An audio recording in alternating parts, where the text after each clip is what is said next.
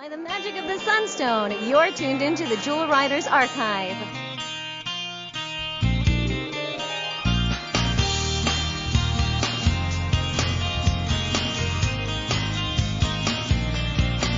I'm in my mood, babe, my pink day, when everything is okay. I am beautiful, invincible, perfectly impossible. Nothing in this world can shake me, tip me up or complicate. Hey Jewel fans, I'm Chris. And I'm Ronnie from the Jewel Riders Archive.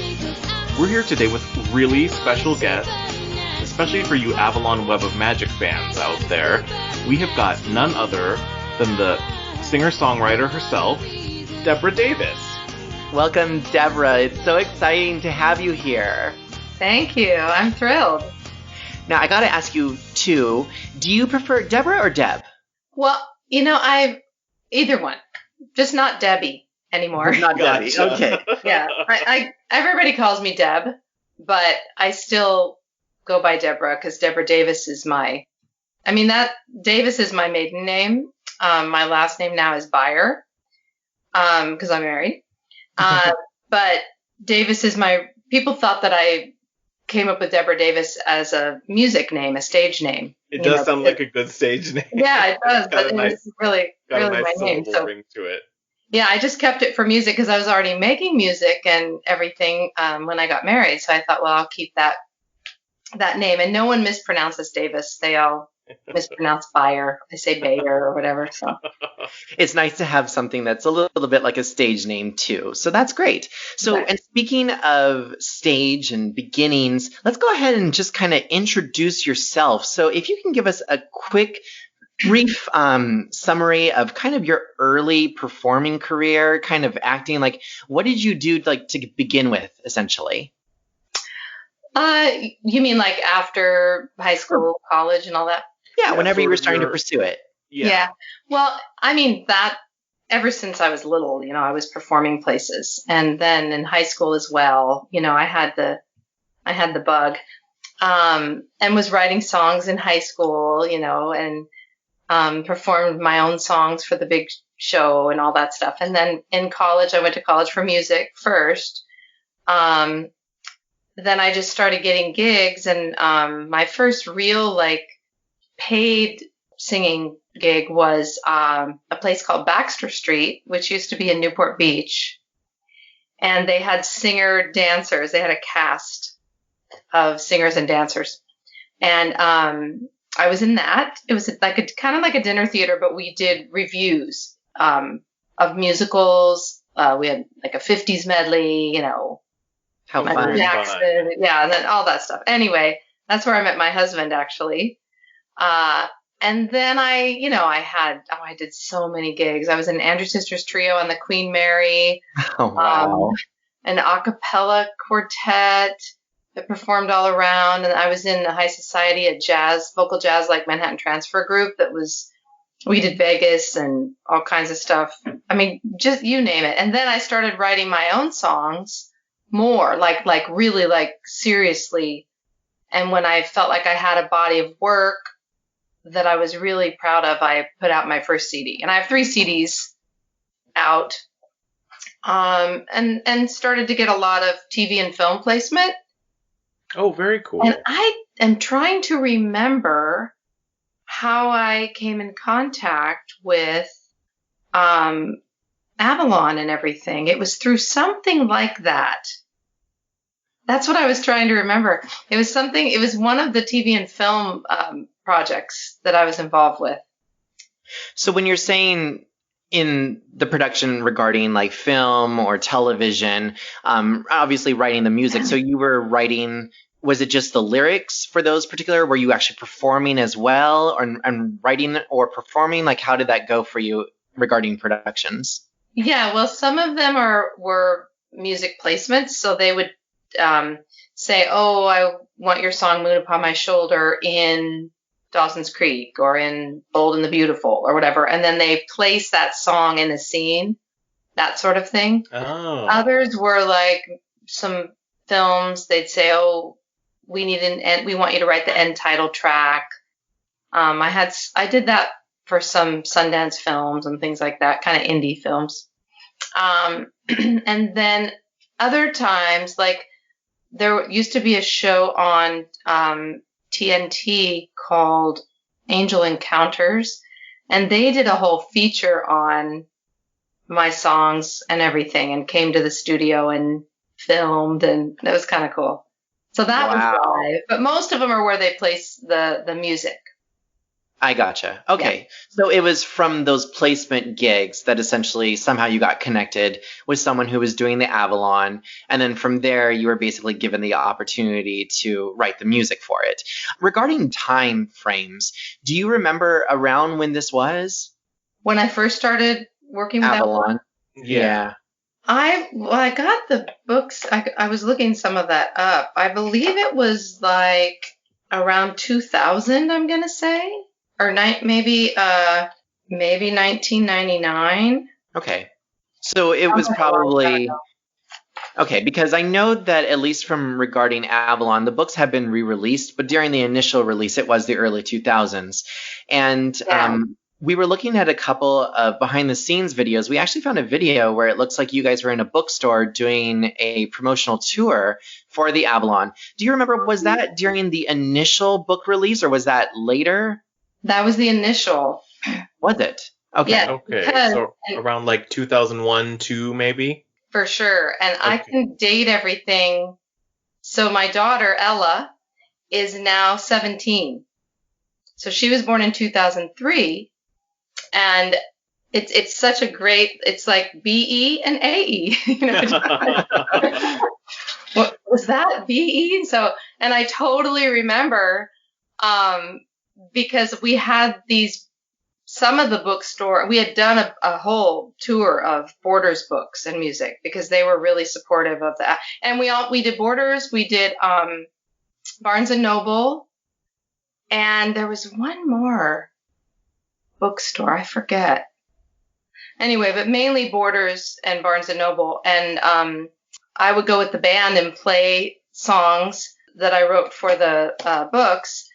And then I played a couple others, one that someone else wrote, a couple, and I still did those, but we were like, and then Rachel would be there signing books, and lots of kids would come. It was really fun. And then sometimes we'd have characters. I forget, they had one like someone as one of the characters. Anyway, but I know that was before 2003 because I remember when I was pregnant, it was like, at first it was fine. And then after, about 6 or 7 months, it was like, well, I can't hide it anymore. Okay, so those performances were AE, as we said. So, okay. Some of them were BE and some of them were AE. I mean, BE, I meant, before. Mm-hmm. Okay. Now, how often did you guys go out to the bookstores with this whole group and perform and do the signings? We did a lot of them. I mean, I know we did it I was trying to think of, I have all the books here. I thought I did, but I think I'm missing a couple that I had songs in because I don't seem to have the one that has Supernatural High in it. Oh, and that is like one of the key songs too. Yes. And so I know that I'm missing that book, but I have others. And then I have the book on tape that Mandy Moore read, and then the single that we did for Sony Wonder.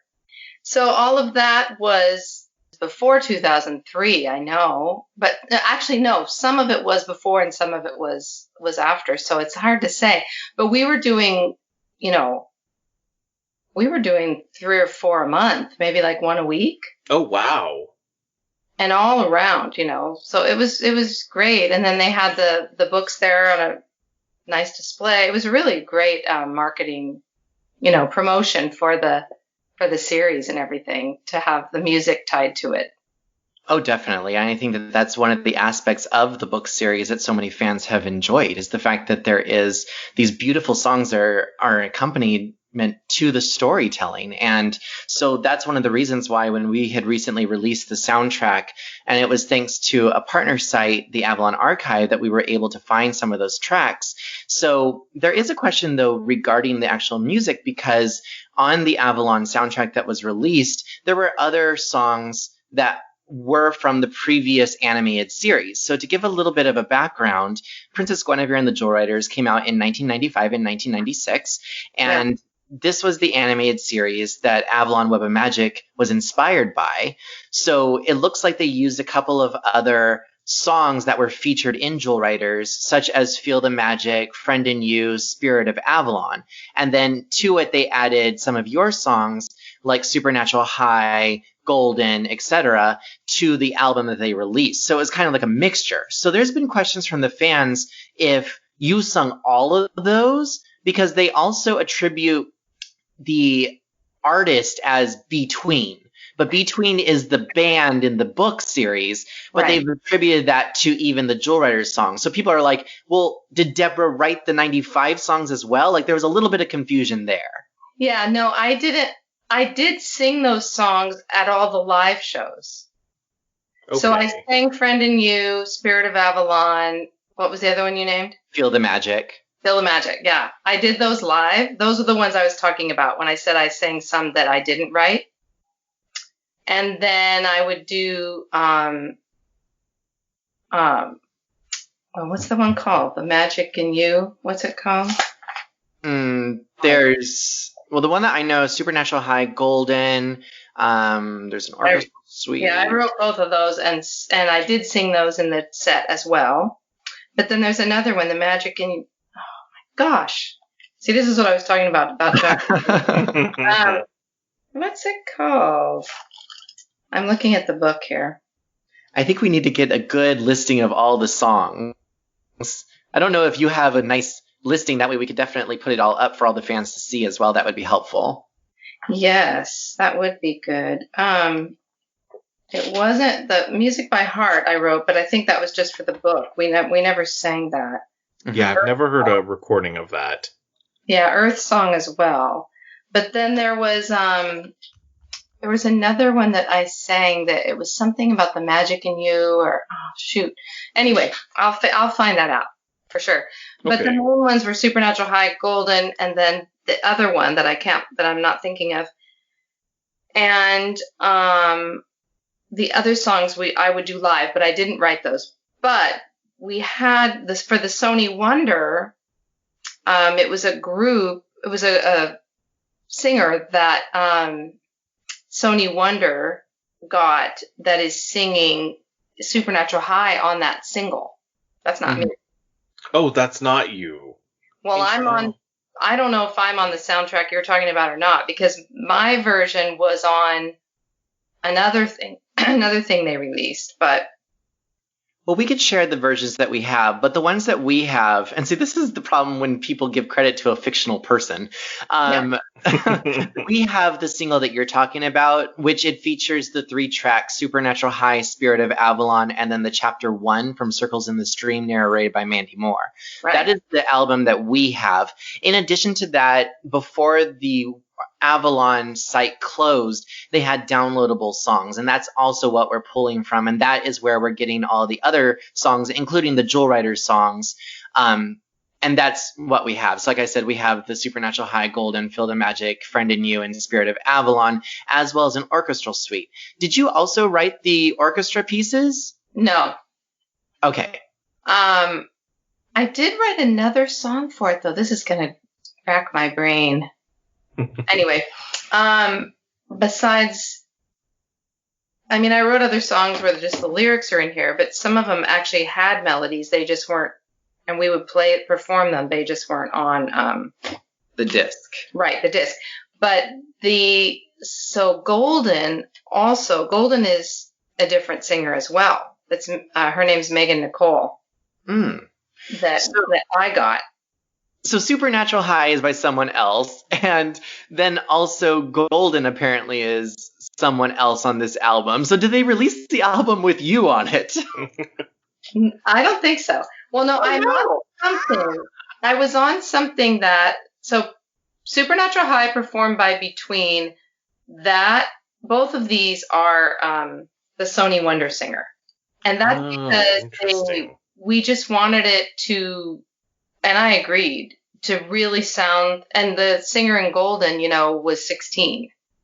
Mm-hmm. But we really wanted it to sound like that, like a teen voice, but a good singer. So, and then we had a group of 3 sisters that were definitely going, and they recorded Supernatural High as well, and that's somewhere. Oh my gosh, I would love to hear that. They were called Twist of Fate, and they were with Sony Wonder. Their version's great. I have it somewhere in our studio.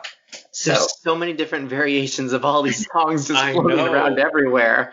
I know. And there's one with me singing on it and all the background parts and everything I did somewhere. I mean, I have it, but I know it was released. I'm just trying to remember in what medium, anyway. Okay. Well, let's talk a little bit about this song since we kind of had recapped, where the previous experiences had got you. You got the gig with Avalon. You started touring. But let's talk about the heart behind all of it. So when you were writing these songs, and just to also confirm regarding, what your role was in these, you had mentioned writing it, and obviously you performed them as well. Do you also write orchestrations at all, or is it just lyrics that you focus on? What do you do? I write the music and the lyrics. The whole Okay. Yeah. So and then we would record it too. We have a studio, so I would record all the tracks for them, and then they would, say, "Ooh, we want this part to have some twinkle sounds and this, all that stuff." So. Oh, fun! Gotcha. They were involved in the production, but but I write the melody and the lyrics and the chord progression, so it's basically the whole song. Okay. When they say about writing top line, that's where someone would give you a track or a chord progression, and you'd make up the melody and the lyrics to it. Mm-hmm. Yeah, but you wrote everything originally. Okay, so then let's talk about the first one. So Supernatural High, since that seems to be one of the favorite songs. So what was the thinking behind it? Where was your inspiration drawing from? I was just thinking about, the very first line, I'm in my moon phase. We were talking about being into elephants. I'm also really into the moon and just the whole energy of it. And they were like, oh yeah, the moon has a, part in the books, and this, of course, because, the moon is mystical and magical. Yeah. So, and then my pink day, I just tried to make it very like where the lyric was magical, had that kind of whimsical and fun, fairy-like kind of lyric.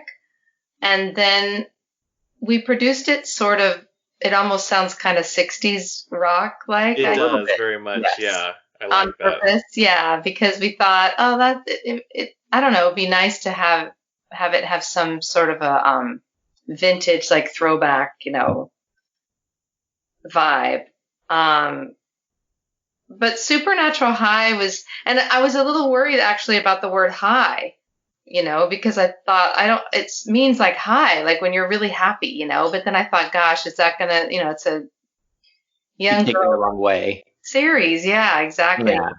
But they were like, nope, it's fine. People are going to make what they will of anything. There's always ways to misinterpret everything, because it really just meant like, it's like, I'm feeling so good and so like awake and ready and all that. That's kind of what it's supposed to be about.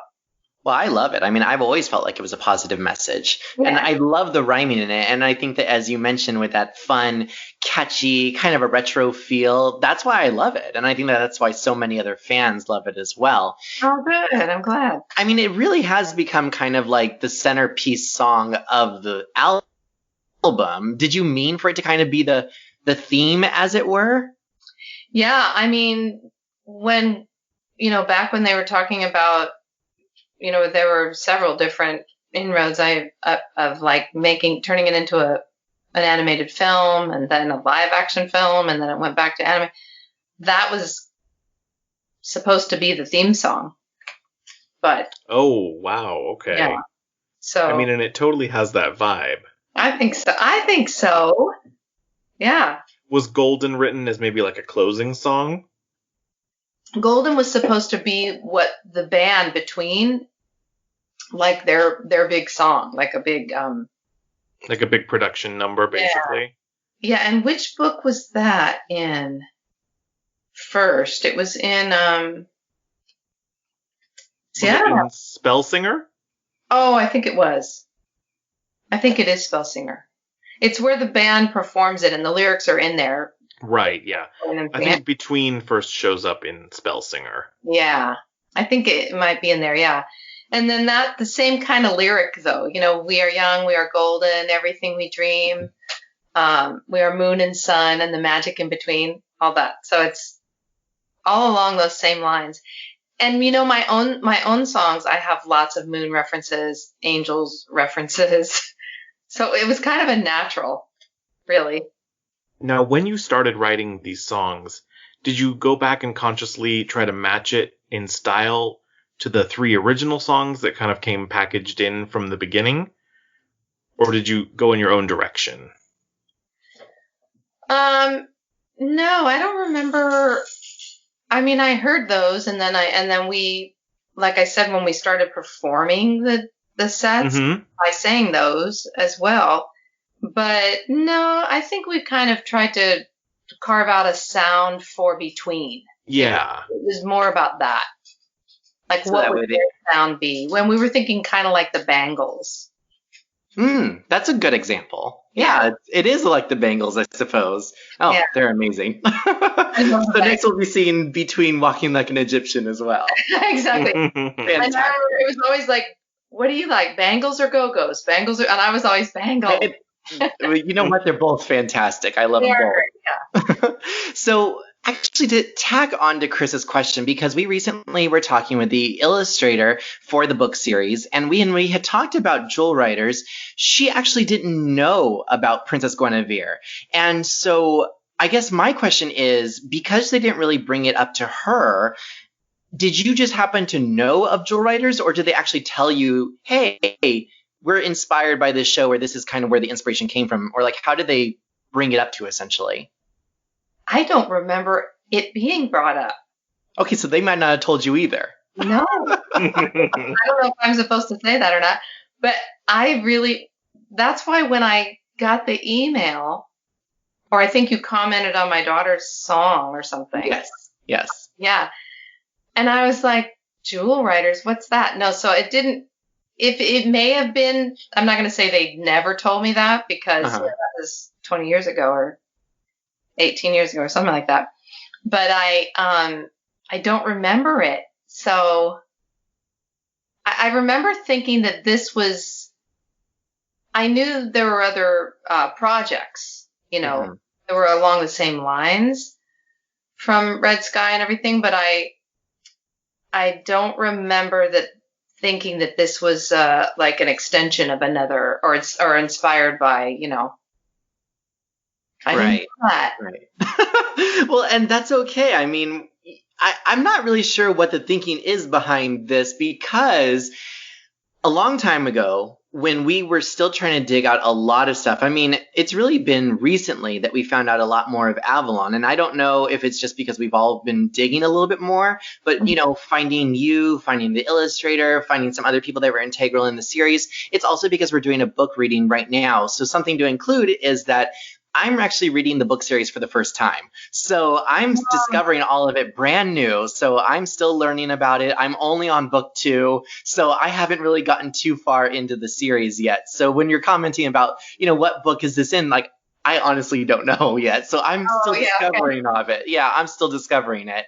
But when we're talking about these things, originally our kind of, conspiracy theory was like, well, I think Rachel Roberts is really Robert Mandel, and that was just a pen name, and like this and that. Like, we had no idea until we found this video, and it showed you singing in the Borders, and it actually showed Rachel Roberts. I'm like, my goodness, she's real. Like, it's really, she's real. Like, we had no idea. So it's almost like whoever was in charge of both of these properties, almost like, hey, yeah, you could totally use my story, but let's not even acknowledge each other. And it's like, why? Why didn't you? Because you lost the whole fandom. Like, any fans of Jewel Riders probably would have gone and read the Avalon books, but like, there was no synergy marketing between the two of them, you know? And is it the same people? Well, that's what we don't know. Oh, you don't know if Jewel Rider? Well, we know that Robert Mandel is involved in both of them on some level. Oh, yeah, for Robert sure. Mandel was the creator of Jewel Riders, and I'm not sure what exactly his role was with Avalon, except maybe he produced kind of the whole thing, which Rachel wrote and you performed and all of that. Well, the books were written by Rachel and Robert. Oh, okay. Her name isn't even Rachel. She's I mean, not real. it sounds like a pen name. It's them. Okay. I mean, they wrote them together, and I was working with them, both of them, the whole time. Okay. It was always both. And Robert's who I met first, who I was connected with. Okay. So he basically reached out to you, you guys connected, then he introduced you to the series and to Rachel, and then told you about how they're kind of, it's like when we've talked to other actresses that were involved with the initial animated series, you know, they said, oh, you know, Robert was so sweet and he was nice and he was this and that.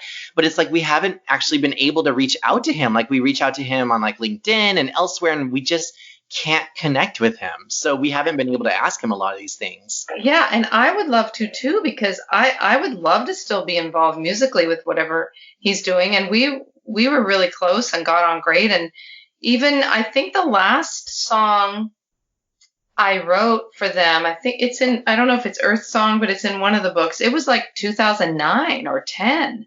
Mm-hmm. You know, Yeah, I mean, the last couple of books were not published until about 2009, so if it was in one of the last two books. it is, yeah. Yeah. And then I saw him again when they came out with the manga. Is that how you say it? The manga? Yeah. Yeah. The Warlock Diaries. Yeah, and he gave me a box of all of those because my how cute. my daughter at that point and all her friends were huge Avalon Web of Magic books fans.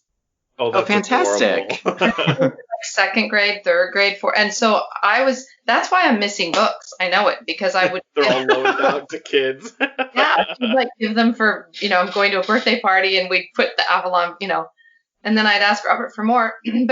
And last I heard he was talking to different production houses and they were working on the movie. And then I don't even remember what happened. I just all of a sudden didn't hear from him for a while. And then when I emailed him, it wasn't the right email. Email address, yeah. I know. We got an error that same. message.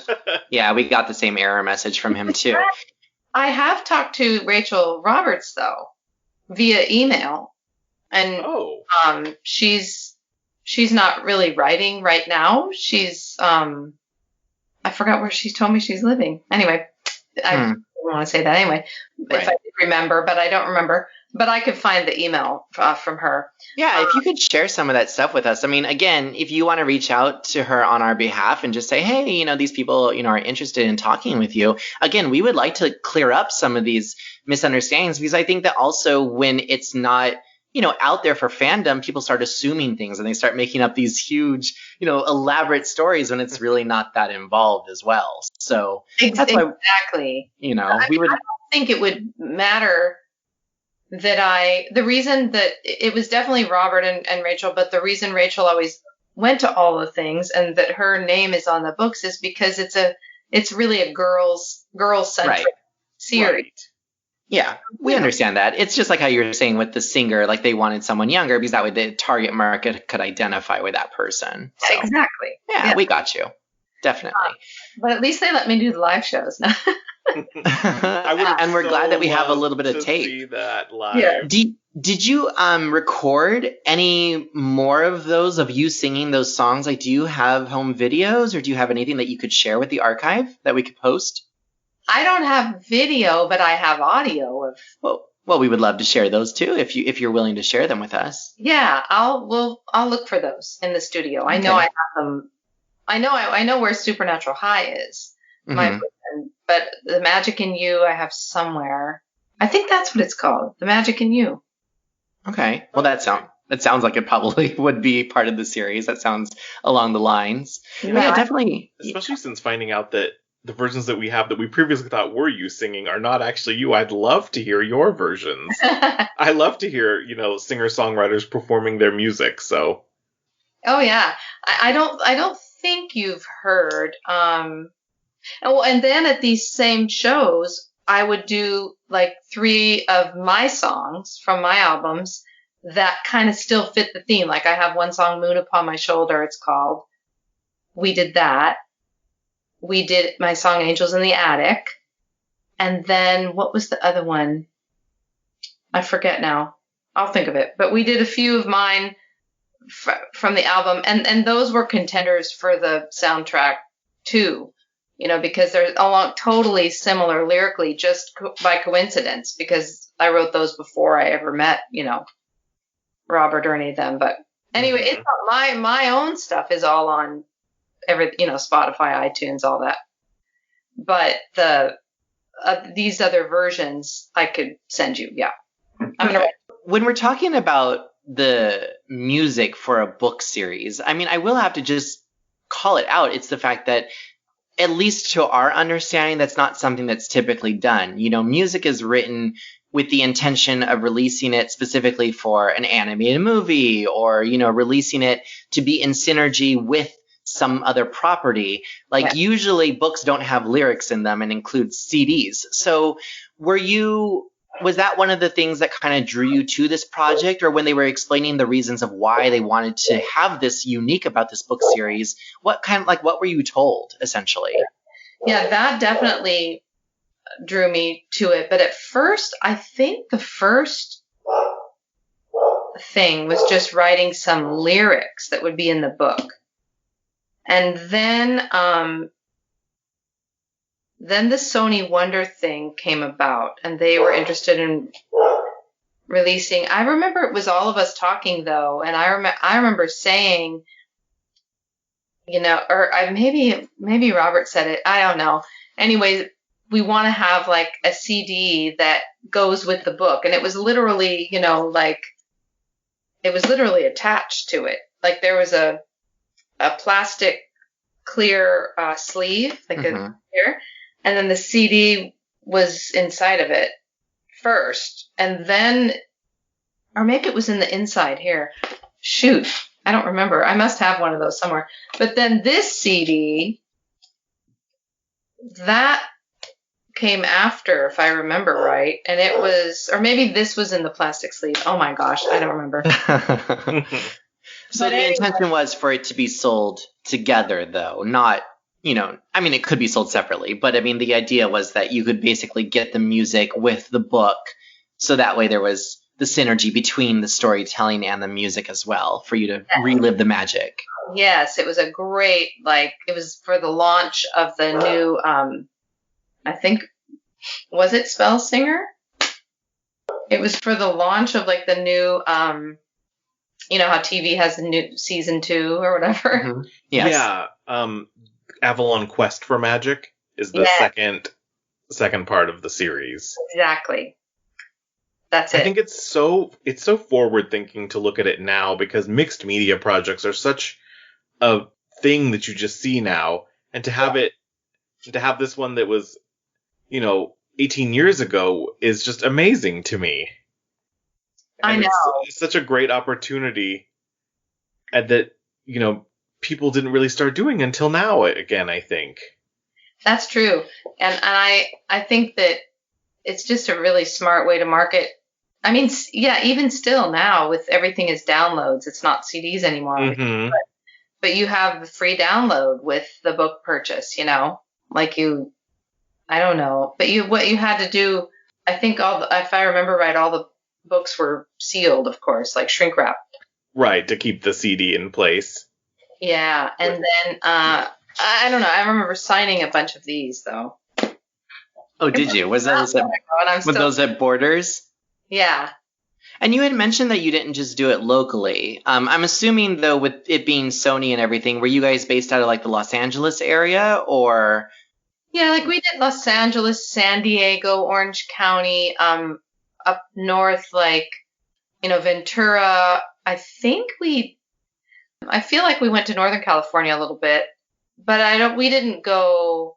I mean, I did. See, I also did a whole Borders tour with my own music, and I know we piggybacked some of those Oh, interesting. a little bit. Yeah. So I'm just trying to remember. I think if we did, I think it was my second CD, which is called Angels in the Attic, because that came out in end of 99, like early 2000.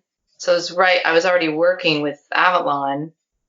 And then Supernatural High is on my third CD, which came out in 2004. Oh, okay. I'm going to have to find these CDs, definitely. Yeah. And we're going to have to include links on all of this. Yes. So we'll share all this information for all of those people who are listening. We're going to give you links to all of this music that Debra is talking about, because there's a lot of music out there to explore. Yeah, that's true. And regarding Avalon, when we were talking about the discussions that they were having regarding making it into an animated series, was that always kind of an idea that, hey, we're going to turn this book series into a cartoon? Or was it, I mean, I suppose it's obviously based upon, the reception and how well the books sell. But what was the thinking behind that, at least? They were always talking about that. And it was really hopeful and it looked really good. And then something would happen, negotiations. Just, I wasn't involved in that part of it, but they would share it, with me. And then they'd talk to a different studio, and then that would fall through, and then talk to a different studio. And then it was going to be live action with actors and not animated. And then it went back to animated, and then I don't know what happened, but didn't you guys say that you thought there was still something in the works? Well, that's what we've heard. There is an Instagram account, and on it, they did initially post some behind the scenes pictures. And when we were talking to the illustrator, she had also mentioned that she had done some conceptual art for them. They were posting all of that, and then they kind of went dark. And a few years passed, and then they seem to have gone active again. I don't think that anything has been posted. It's like I said, it's kind of been hit and miss regarding communication, like trying to find out, like, hey, what's going on with this, or where are we at? Our friend at the archive, the Avalon archive, has posted some updates. But again, these are a couple of years old, the last time that she was in communication with them. So it seems to be kind of this passion project that has been going on for like 20 years. So I mean, and I know that Disney came out during that time. I think it was Disney. I don't remember. Actually, I shouldn't say Disney because I don't know for sure, but it was another company came out with something that was like frighteningly similar. Like it almost seems like they kind of stole ideas, from Avalon. Mm-hmm. But I don't. You don't remember what animated series that is? I thought it was called something like about a witch. Like I think it might even have been witch. Is it just WITCH, all with the periods? Yeah. Yeah. Disney produced that, and there's an Italian series called Winx Club that's also very similar in tone. And that's sad. I mean, hopefully it's just, collective consciousness, Yeah. Well, from the very beginning, just talking about Princess Gwenevere and the Jewel Riders, there's, lots of people out there that say, oh, well, they were inspired by She-Ra, or they were inspired by Sailor Moon, or whatever it is. And it's, everyone is inspired by everyone. Like, it's not necessarily that someone, took this idea. It's just, they came out at the right time. They released it at the right moment. And then it's like, they kind of stole our thunder. But obviously there's still the Avalon fandom that's out there that's still wanting that animated series. And, obviously it sounds like talents who were involved with it initially still want to be involved. So hopefully, Robert, if you're out there and you're listening to this, get everyone involved again. Give me a call. Exactly. Give Debra a call. Email she me. wants to write music. And we want to hear that music. Yes, I'm totally ready. I'm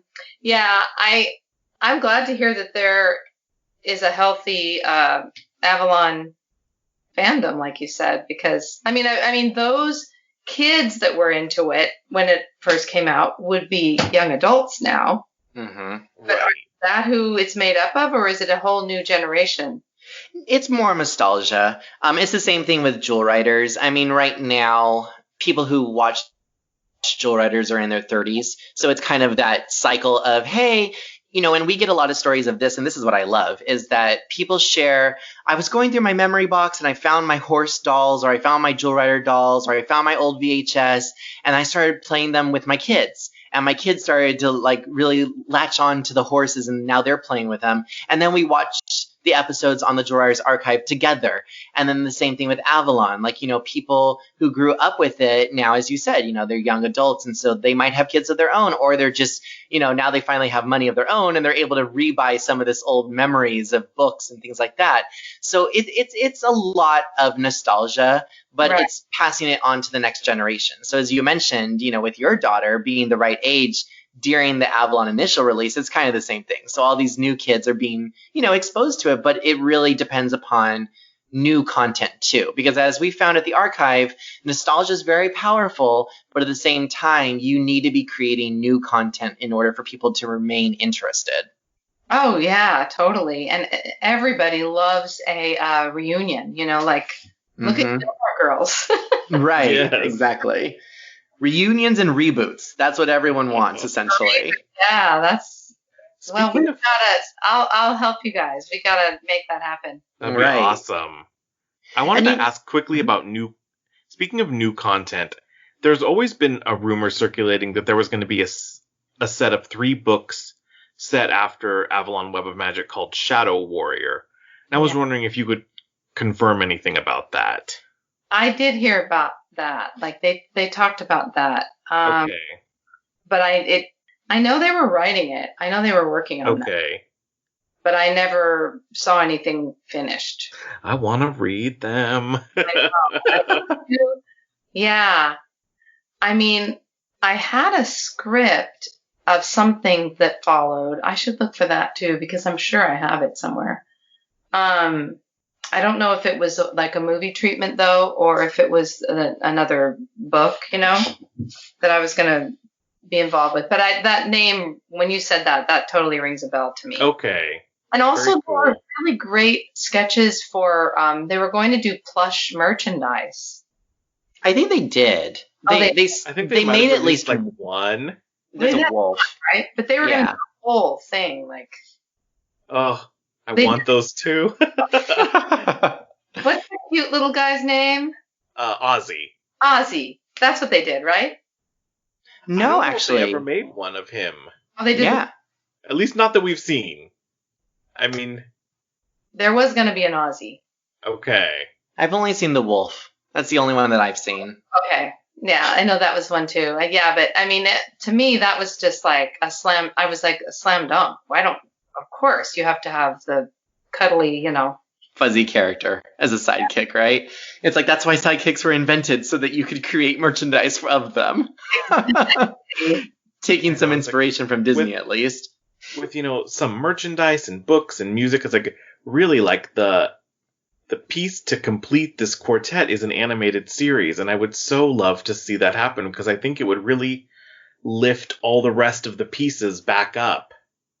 And I have to get a hold of him too, because I'm connected now with people that I wasn't connected to at that time that could make this stuff happen. Mm-hmm. I could really make, are in the right places. So.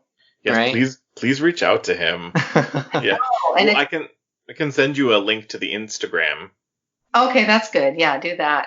Do that. I And think that's the same one that I sent you, but I think I found him on LinkedIn, but it's probably the same one you found. yeah, we sent him a request. We haven't heard back, unfortunately. Yeah. But like I said, it's been hit and miss, unfortunately. And it's like, as a creator, you should. Well, he did respond to us from the Avalon page that's on Instagram when we first had launched the Jorar's archive. So it was about maybe 4 or so years ago that he had reached out to us, and he was just like, "Good job, you guys! Great job keeping the Jorars alive and this and that." And I was like, "Thank you." And then we responded something else, and then there was another back and forth, and then I tried reaching out again, and then he just dropped off the face of the earth. So it's like, I don't know what happened, unfortunately. Because I know that that Rachel, I mean, I heard from her, I think it was Facebook, I forget where, but I'll find it. Anyway, and that's within the last year. Okay. Oh, great. Yeah. So yeah, if you're able to put us in contact, like, we would definitely appreciate that. Yeah. So perfect. And then I was going to ask regarding the since you were bringing up the merchandise, do you kind of know of any other merchandise? Like, did he give you anything else that maybe we don't know about that maybe you had, or I think I have a T-shirt somewhere. Well, we don't know anything about a T-shirt, I don't think. I'm pretty sure I have an Avalon T-shirt. Well, if you could snap a photo, that would be amazing. Yeah, and I'm just going to look around for everything. Okay. You have the book on tape and all that. Right. Yeah. There are other things. I have a poster somewhere too. Oh yeah. I think that we definitely would love photos of all those, because I don't think that the archive knows about a lot of those, unfortunately. It's just, and this is something about Jewel Writers. I don't know, since Robert is kind of the key connector there, but it's like, they were so ambitious with Jewel Writers marketing that it kind of went everywhere. Like, there was, art craft things available. There was shoes, there were dolls, there were, posters, DVDs, but it was just all over the place. That it kind of felt like while it was everywhere, no one could find it, and it's like, so when we talk to people, they're like, oh yeah, I never knew that was there. I never knew this. And yet it's like, there was so much and yet so little that no one could find it, So I don't know if the same thing was kind of with Avalon, where obviously people know the books, but not a lot of other people know, as you mentioned, like a shirt or a poster or anything like that. Like, not everyone knew about those things. So, and I think especially since Avalon has two distinct releases, and a lot of this stuff might have come with the first release starting in like 2001, rather than the re-release starting in like about 2008, which is probably what more recent people have read. The re-release, and those are the thicker books, right? Yes, yeah. Yeah, I'm looking. Those are like an edited and updated with artwork, and some of the content is updated a little bit in terms of the writing, and it's all documented on our friend site, the Avalon Archive. She's broken the whole thing down chapter by chapter for the whole series, and looked at changes, and it's a really cool website if you have a chance to take a visit. I'll send you a link to it. Yeah, I would love to see that. And I'm looking at Ghost Wolf, the new one though, because I wrote a song for it, Earth Song, and that says 2009. And my lyrics, they're in the book here. And then this reminded me of the other connection that was so cool that I loved about it is that they donated a portion of the proceeds to the Humane Society, and they have a connection with the Humane Society and animal rescue and all that. Well, that's such a large theme within the books, especially with, the reserve and the way that the Emily character, connects with the animals. And we were talking about that with Earth Day recently, and how, there is that message to the readers of, respecting the world and respecting the animals that are here and things like that. Yeah, there's such a strong conservation message. That's a really great theme in these books. No, I love that. That really sold me too. I was just like, I just like everything that the story, the people stood for, so. Mm-hmm. Did that come mostly from Rachel, or was that kind of from Robert and Rachel, or? I think both, yeah. Okay. They're both animal lovers, for sure. And then I said, oh my gosh, I'm only into rescue. All my dogs, I have chow chows. Oh. They get a bad rap, chows. The big lions, people are like, they're mean. And I said, I've had 8 chows over the past, 20 years or whatever. And I said, or 25 years, I guess. I said, they are not mean. They've all been lovey dogs, They're loyal. There's a lot of dogs like that, like pit bulls too. They have bad rap sometimes. I know some sweet pit bulls. Mm-hmm. Oh yeah, we had pit bulls. They're so sweet. I love them. They're very cute. So I guess to wrap up regarding Avalon and, just the fact that right now, at least for Jewel Writers, we are celebrating 25 years this year of the animated series. And Avalon is going to be coming up on nearly its 20th year. So that's exciting. But in that time, regarding the fandom, like, is this kind of the first time that someone has reached out to you regarding Avalon? Or like, what has the legacy been like for you at least? Like, has anyone brought up your songs before? Or what's that been like for you? Yeah, I have had emails off and on, from people, or sometimes it would be on, like a music, like whatever, iTunes or someplace where somebody could say, hey, are you the one that wrote the songs for Avalon, or things like that, right? I've had a lot of that, but also there have been a couple people who have contacted me in the past, but I'm trying to remember who. But it was there would be fans, a lot of fans that would say, I'm in college now and this, or I had a couple fans of the books, they were in high school and they wanted to sing Supernatural High for a high school performance. Can I do that? Oh, that's so cute. Yeah, and but a lot of fan people.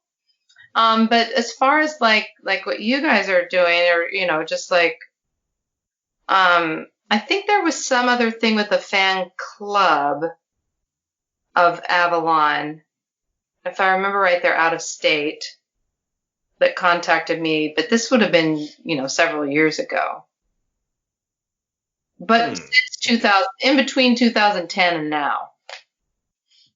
Well, it's nice to hear that at least there's been some connectivity and, it's still alive out there. So it's not like this is the first time in 20 years that someone has reached out to you. So that's good. No.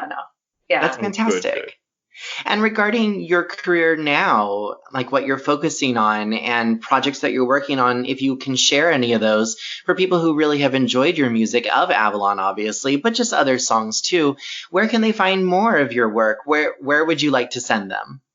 Well, the best thing, I have a music Facebook, but I'm not great about posting on it, which is bad, but it's Debra Davis and the Band of Gold. And then I post music stuff on my regular Facebook as well, which is just under Debra Davis. But then I have a music Instagram, which is also, it's Debra Davis Music. And then all my music from my 3 albums is on, all the platforms, iTunes, Spotify, well, you name it. I don't know. There's so many now, right? I just looked it up and I saw it on Amazon as well. Amazon. Yeah, it's on all of those. Yeah. And then, and I'm doing a lot of writing projects, mostly that, because, I do go out and play. Well, not lately. I don't play live. But I do play, still, like if something fun comes up, and I'll do it. Music festival, or sometimes I'll play my favorite, coffee house or club or whatever. But mostly I'm writing, and just for different publishing projects, and the same thing, like, music placement and stuff like that. So, and helping launch my daughter's career, because she's an amazing songwriter. She really is a great performer. As Deb had mentioned at the beginning of the interview, I had actually reached out to her because I had found her daughter. So that's actually who I saw. And I was like, wait a minute, that name, like, let's just question, because I was like, hey, she's a performer. She's, local. And your daughter really, she sounds like she has an amazing career ahead of her. So she's really focusing on that. That's awesome. Yeah, I'm trying to help her, get out. She plays out live, and she has her YouTube channel, Ella Byer Music, and her music Instagram and all of that. And did you see the her on the news? I did not. Oh. No. I thought that's what you saw. You saw the YouTube video? I think that was all that I saw was just the YouTube video. Okay, Yeah. well, the news clip, it's not very loud because it's from like the TV. But yeah, they she a couple weekends ago, she was on the KTLA morning news, and they interviewed her remotely. It was like a 5-minute segment on her music, and it was fantastic. Oh, that's awesome. So amazing. Yeah, I love it.